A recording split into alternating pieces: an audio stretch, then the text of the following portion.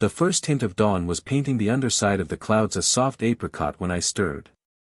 Through the little porthole window of Saren, our trusty camper van, the world outside was still hushed, wrapped in that unique coastal silence that's more a collection of gentle sounds than true quiet, the distant sigh of waves, the rustle of marram grass, the occasional cry of a gull already on its breakfast patrol. Tom was still asleep beside me, a steady, reassuring presence in the compact space that had become our entire world on wheels. This particular morning, we'd found ourselves parked on a small, grassy bluff overlooking a rugged stretch of coastline in northern Spain, a place the guidebook had cryptically called El Mirador Secreto. The secret, it seemed, was safe with us and a few hardy sheep munching determinedly nearby. "Morning, sleepyhead," I whispered eventually, as Tom began to show signs of life, a groan and a stretch that tested the limits of our shared duvet. He blinked, his eyes focusing slowly on the world, then on me. "Morning, Karen," he mumbled, his voice still thick with sleep. "Is that coffee I smell, or am I dreaming?" "Wishful thinking," I laughed, carefully swinging my legs over the side of the bed, a maneuver we'd perfected to avoid mutual injury in our snug quarters. But it can be a reality in about 5 minutes. That's one of the many small joys of van life after 50, or at any age, I suppose. The coffee pot is never more than a few steps away. We had traded a sprawling house and a life of comfortable, if somewhat predictable, routines for this, 70 square feet of freedom, and the promise of a new view almost every morning. Some days, I still marveled at the audacity of it all. Our morning routine, honed over thousands of miles and countless campsites, unfolded with practiced efficiency. Tom, always the engineer, checked the solar panel readouts and the water levels, his quiet hum a familiar soundtrack to my own movements as I fired up the small gas stove for coffee. The rich aroma soon filled Saren, mingling with the salty tang of the sea air drifting in through the slightly open sliding door. There's something incredibly grounding about these simple rituals performed against an ever-changing backdrop. It's a reminder that home isn't a place, but a feeling, a state of being you carry with you. "Weather looks like it's holding," Tom observed, peering out the windscreen, now cleared of its overnight condensation. The forecast said sun with a chance of, well, more sun. Classic Spain. "Perfect for our lighthouse adventure then," I said, handing him a steaming mug. We sat on the edge of the bed, our feet dangling, sipping our coffee and gazing out at the panorama. The sea was a deep, turbulent blue, flecked with whitecaps, and the cliffs plunged dramatically into the churning water. It was the kind of view that made you feel small in the best possible way, a tiny part of something vast and ancient. This, I thought, is what living fully actually looks like, not some grand, abstract concept, but these quiet moments of shared wonder. The plan for the day was straightforward, at least on paper. We'd spotted a promising hiking trail on our map yesterday, one that was supposed to lead to an old, disused lighthouse, Faro de las Almas Perdidas, the Lighthouse of Lost Souls. The name alone was enough to pique our curiosity. After the hike, the more mundane task of finding a good overnight spot with a reliable Wi-Fi signal beckoned, as we needed to upload our latest video diary and catch up with family. Van life is a glorious blend of the poetic and the profoundly practical. "Right," Tom said, finishing his coffee with a satisfied sigh. Lighthouse of Lost Souls, prepare to be found by 2 slightly creaky but enthusiastic explorers. "Speak for your own creaks," I retorted, though my knees did twinge in agreement sometimes, especially after a long drive. We'd learned that embracing our 50s on the road meant acknowledging certain realities, like needing a bit more stretching and a bit less bravado than our 20-year-old selves might have exhibited. But the enthusiasm? That was still in plentiful supply. Preparations began. I assembled our day pack, water bottles, a small first aid kit, mostly for blisters, and Tom's uncanny ability to find rogue thorns, sun cream, hats, and the all-important emergency chocolate. Tom, meanwhile, did his pre-drive checks on Saren, tires, oil, a quick glance underneath for any unwelcome drips. He had a methodical, reassuring way about him when it came to the van, a mechanical sympathy that had saved us from more than one potential roadside drama. She's purring like a kitten, he announced, a very large, slightly asthmatic kitten, but a kitten nonetheless. I secured loose items inside the van, a lesson learned the hard way on a particularly bumpy Pyrenean pass early in our travels. Books flew, coffee cups took flight, and a jar of olives had performed an impromptu, messy ballet. Now, everything had its place, and most things were secured with bungee cords or Velcro. "Ready when you are, Captain," I called out, zipping up the day pack. The anticipation for the day's small adventure was a familiar, pleasant hum. It wasn't about conquering Everest or discovering a lost city, it was about the simple act of setting out, of moving, of being open to whatever the day might bring. That was the essence of this life we'd chosen, a continuous unfolding of small discoveries, shared between us, 1 mile, one story at a time. With a final glance at our temporary cliff-top home, we clambered into Saren's cab, Tom taking the wheel, and with a gentle rumble, our home rolled forward, ready to chase another horizon. The sheep barely looked up. The drive to the trailhead was an adventure in itself, a classic example of Spanish coastal roads, narrow, winding, and often clinging precariously to the cliff face. Saren, bless her wide-beamed heart, isn't exactly built for speed or hairpin turns, so Tom navigated with careful concentration while I played co-pilot, pointing out particularly stunning vistas or, more practically, oncoming traffic that seemed to materialize out of nowhere. Just a little bit of suck your breath in there, I'd say, as a local farmer on a tractor squeezed past with inches to spare. All part of the charm, Tom would reply, his knuckles perhaps a shade whiter on the steering wheel. He secretly loved these challenging drives, I knew. They made him feel like he was truly driving, not just commuting. The landscape was a tapestry of greens and blues, a rugged, untamed beauty that felt ancient and profoundly peaceful. Small, whitewashed hamlets clung to hillsides, their terracotta roofs glowing warmly in the morning sun. We waved at a stooped old woman tending her roadside vegetable patch, and she gifted us a beaming, toothless smile in return. These tiny interactions, fleeting though they were, always felt like little threads connecting us to the places we passed through. We found the trailhead marked by a rather weathered wooden sign, half hidden by an enthusiastic bougainvillea. It looked less like the start of an official path and more like a rabbit run. "Well, this is promising," Tom said, with a touch of his characteristic understatement. We parked Saren in a dusty lay-by, the only vehicle there, and slung on our day pack. The air was already warming up, carrying the scent of pine and wild thyme. The initial part of the hike was deceptively easy, a gentle incline through a fragrant pine forest. Sunlight dappled through the canopy, and the only sounds were our footsteps on the dry earth and the chirping of unseen birds. "This is lovely," I commented, breathing deeply. "Maybe those lost souls just got blissfully lost in the beauty," Tom chuckled, ever the pragmatist, tapping the GPS app on his phone. "According to this, the lighthouse is about 3 kilometers that way," he pointed, "and the trail should be clearly marked." Famous last words, as they say. About a kilometer in, the clearly marked trail began to live up to the lost souls theme. The blue paint daubs on rocks and trees became fainter, then disappeared altogether. We found ourselves standing at a fork, or rather, a vague fanning out of nearly invisible paths, none of which looked particularly inviting. I said, option A, B, or C, none of which seemed to be on the brochure. Adding to the fun, a section of the path ahead looked suspiciously boggy, a dark, glistening patch of mud that hadn't been apparent from a distance. "Recent rains must have made this a bit swampy," Tom observed, prodding the edge with his walking stick. It squelched ominously. "Definitely not going through that without losing a boot, or possibly a small husband." This was a classic van life moment, really.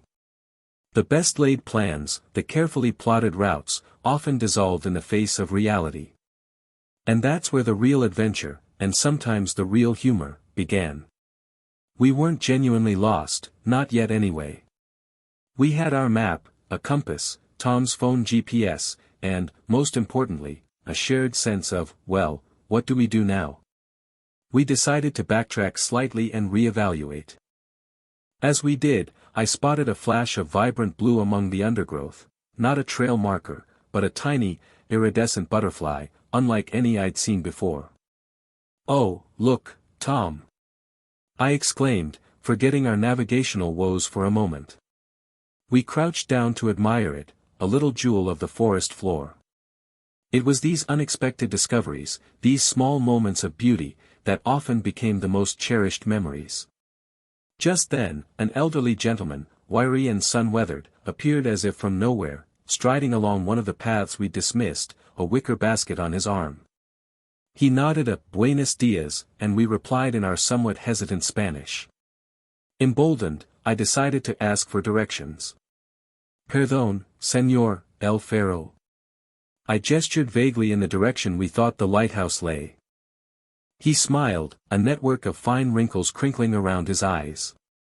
He pointed towards the path he'd just come from, then launched into a rapid-fire explanation in Spanish, accompanied by expressive hand gestures. We caught words like sendero, path, cuidado, careful, vistas, views, and muy bonito, very beautiful. He indicated that the main path was indeed a bit malo, bad, further on, but this smaller track, though a bit difficile, was the better way. He finished with a reassuring pat on Tom's arm and a cheery "Buen camino," before striding off, disappearing as quickly as he'd arrived. "Well," Tom said, looking at me with a grin. "I think our local guide just saved us from a mud bath and a marital dispute over map reading," I laughed. He was like a forest spirit, wasn't he? A very helpful, time-scented forest spirit. The encounter had lifted our spirits. The path might be tricky, but it came with a local recommendation, and that felt like a good omen. The challenge had transformed into a more intriguing exploration. So, armed with this new, albeit slightly vague, information from our serendipitous guide, we faced our options again.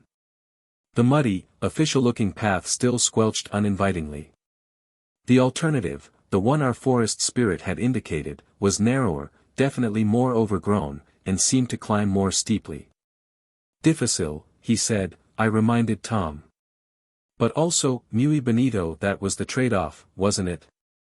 Often, the harder path yielded the better view, a metaphor for life that seemed particularly apt for our current journey. Tom, ever the optimist when a challenge presented itself, peered up the steeper track. "It looks like an old goat path, maybe. Animals usually know the best way to avoid bogs." He took a few exploratory steps. "It's firm underfoot, just a bit brambly." He had that glint in his eye, the one that meant he was already mentally calculating the route and enjoying the prospect of a minor conquest. "Shall we?" he asked, but it was more of a statement. "After you, brave trailblazer," I replied, feigning a dramatic bow. And so, we made our strategic decision: ditch the map's suggestion, ignore the faded blue markers, and trust the local wisdom and the instincts of long-gone goats. This was the kind of spontaneity that van life fostered. You learn to read the signs, not just the ones on posts, but the subtle cues from the environment, the locals, and your own intuition. Sometimes it led to a dead end or a doubling back, but more often than not, it led to something unexpected and wonderful. The path, as predicted, was indeed difficile. It wound upwards, a narrow ribbon of earth clinging to the hillside. Low-hanging branches snagged at our hats, and thorny bushes seemed to reach out with mischievous intent. Tom, true to form, took the lead, occasionally using his walking stick to push aside a particularly obstructive branch or test an uncertain patch of ground. A bit of a scramble here, he'd call back, offering a hand to help me over a jumble of rocks or a steep, root-latticed step. "Thanks," I'd pant, "just call me Indiana Karen," we laughed. It was this teamwork, this easy give and take, that made even the challenging bits enjoyable. We were a well-oiled machine after all these years, knowing each other's strengths and limits, anticipating needs without a word. He knew I was steadier on the descents, while I relied on his longer reach for the uphill pulls. It's a dance, this partnership, refined over decades and now being tested and proven in new and exciting ways every day. Despite the exertion, the path was undeniably beautiful. Wildflowers bloomed in vibrant splashes of color, crimson, gold, and deep violet, tucked into crevices in the rocks.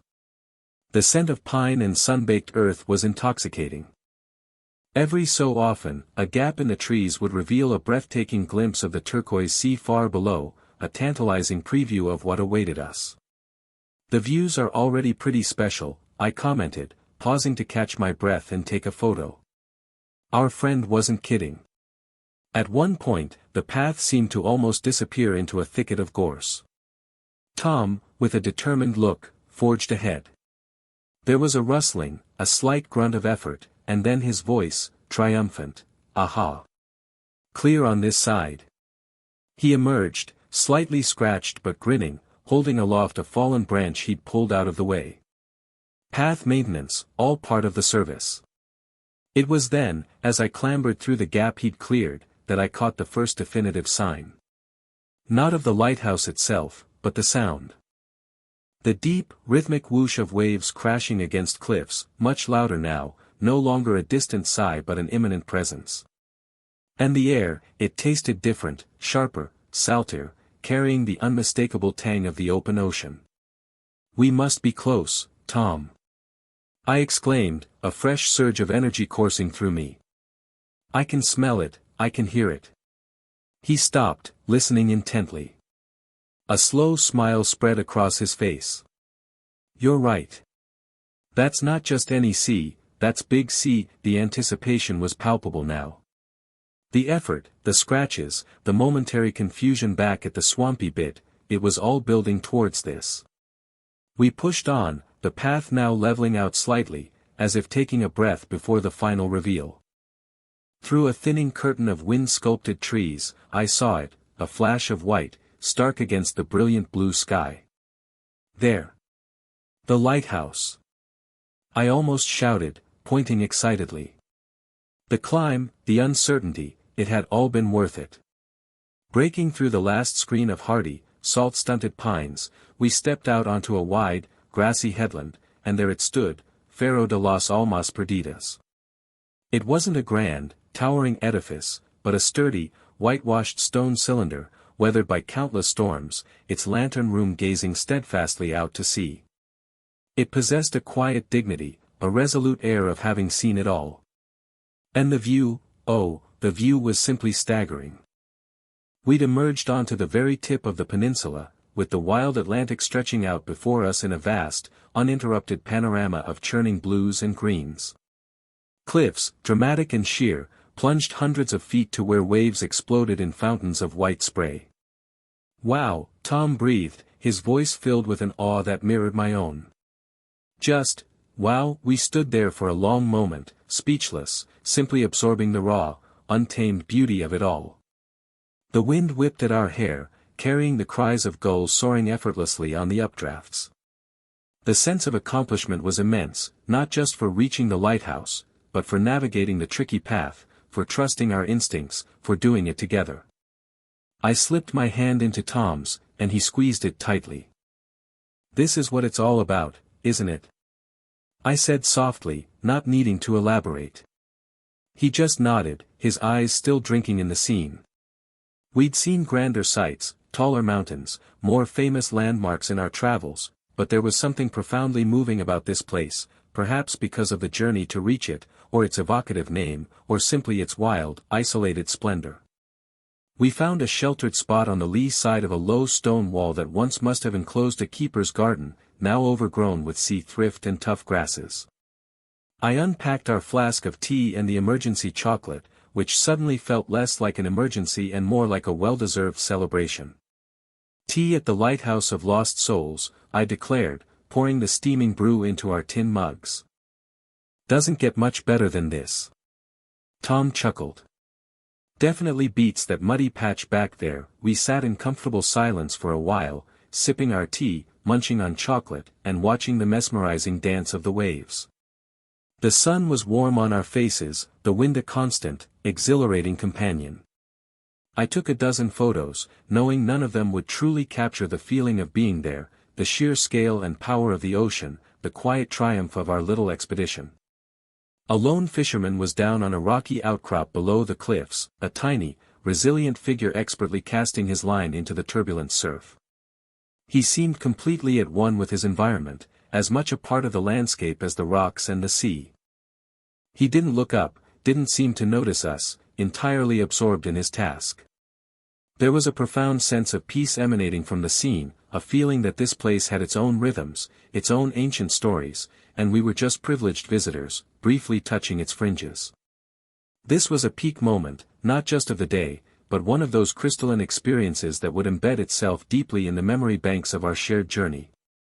The effort, the small uncertainties, they all melted away, leaving only the pure, unadulterated joy of discovery and the quiet satisfaction of a challenge met and overcome, side by side. The hike back, as it often is, felt quicker and easier. Perhaps it was the lingering euphoria of the lighthouse view, or maybe because we now knew the difficile, but muy bonito, way.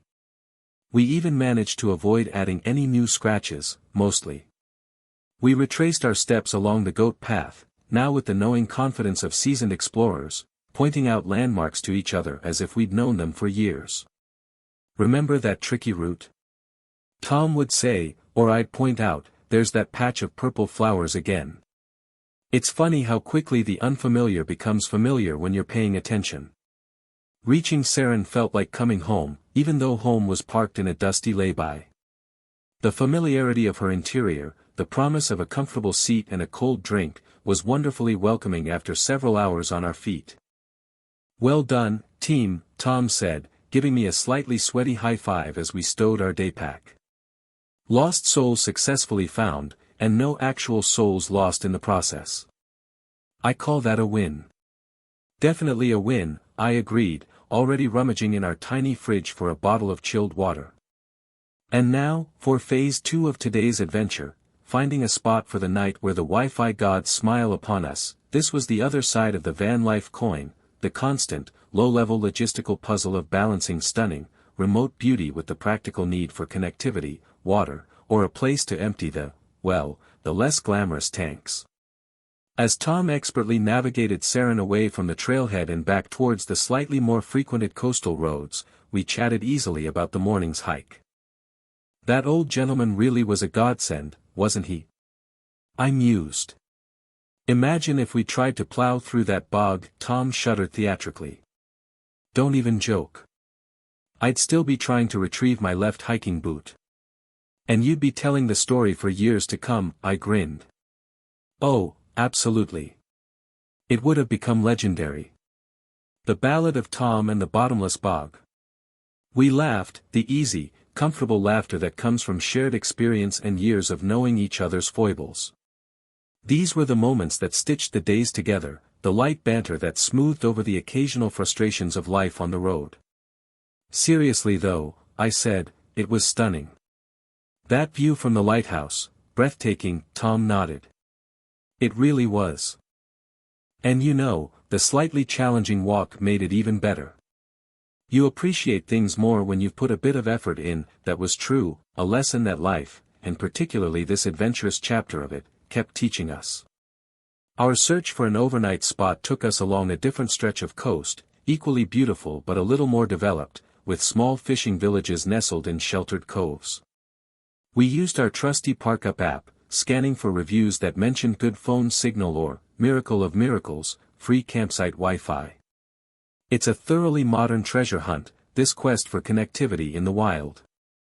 As the afternoon began to wane, painting the sky in softer hues, we found a promising candidate, a small, family-run campsite just outside a village, perched on another cliff, but this one with neat, terraced pitches and the crucial Wi-Fi symbol displayed proudly on its sign.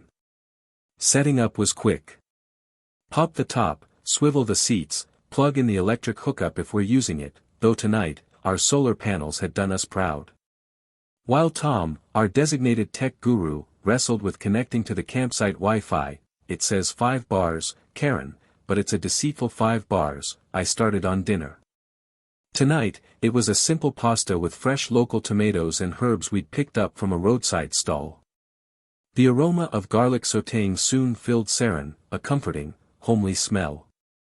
The sun was beginning its slow descent towards the horizon, casting a golden glow over everything. Another day, another small adventure successfully navigated, another set of beautiful memories banked.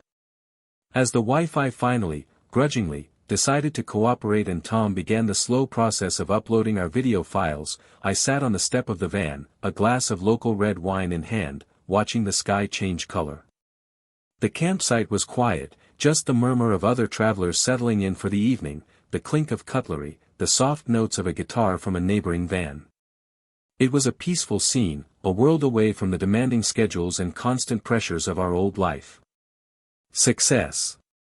Tom announced from inside, emerging with his own glass of wine. The digital pigeons are on their way. Another thrilling installment of 50 and Fearless will soon be gracing the internet. He plopped down beside me on the step. Though after that hike, maybe 50 and slightly footsore, would be more accurate for today. Speak for yourself, I teased, though my calf muscles were indeed making their presence known. It was worth every step, though.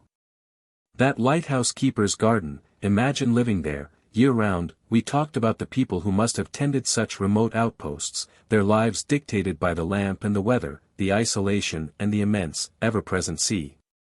Travel, for us, was never just about ticking off sites, it was about imagining the lives lived in these places, connecting with the human stories behind the scenery. The pasta was delicious, eaten from bowls on our laps as we watched the last sliver of sun dip below the ocean, leaving behind a sky streaked with fiery orange and soft lavender. These simple meals, cooked and eaten together in our tiny home on wheels, often felt more special than any fancy restaurant dinner. They were infused with the satisfaction of the day, the shared effort, the quiet contentment of being exactly where we wanted to be. Later, as the stars began to prick the darkening sky, we sat wrapped in blankets, the cool night air a refreshing contrast to the day's warmth. The conversation meandered, as it often did in these quiet evening moments, from the practicalities of tomorrow, shall we try that fish restaurant in the village? To more philosophical musings. You know, Tom said thoughtfully, swirling the last of his wine, it's funny how a slightly overgrown path and a bit of mud can turn into such a memorable part of the day. Back in our old life, something like that might have been an annoyance, a frustration that derailed the plan. Exactly, I agreed. We probably would have grumbled about the council not maintaining the path, or the tourist board for inaccurate information. We both chuckled, recognizing our former selves, the ones who had less patience for the unexpected, less appreciation for the detours. But out here, I continued, it's different. It becomes part of the story, doesn't it? The challenge makes the reward sweeter. That was a recurring theme in our van life diaries, this subtle but profound shift in perspective. Problems weren't just problems anymore, they were puzzles to be solved, often collaboratively, and almost always with a dose of humor. Tom nodded. It's about adaptability, I suppose. We didn't have much call for it in our 9-to-5. Everything was so structured. Here, you have to be ready to change plans at a moment's notice, whether it's a road closure, a sudden storm, or just a dodgy-looking trail. He paused, looking out at the inky sea. And I think we've gotten pretty good at it. We make a decent team, you and I. We do, I said softly, leaning my head against his shoulder. It was true. This journey, this unconventional life we'd embraced after 50, hadn't just been about seeing the world, it had been about rediscovering ourselves and each other in new contexts. We'd learned to rely on each other in ways we hadn't needed to before, to communicate more effectively, to laugh more easily at our own mishaps. The confines of the van, which some people worried would lead to friction, had mostly forged a stronger bond. There was no room for prolonged sulks or unspoken resentments when your entire world was less than 20 feet long. This is why we do this, isn't it? I murmured, more to myself than to him, though I knew he understood. Not just for the big, dramatic views, magnificent as they are, but for these days. A good walk, a bit of a puzzle, a beautiful sunset, a simple meal, it was the texture of life, the richness found in the everyday experiences when you were truly present for them. The freedom we'd sought wasn't just freedom from something, the routine, the expectations, but freedom to be, to explore, to connect, to simply live more attentively. Every day is a new chapter, Tom added. No two are ever quite the same.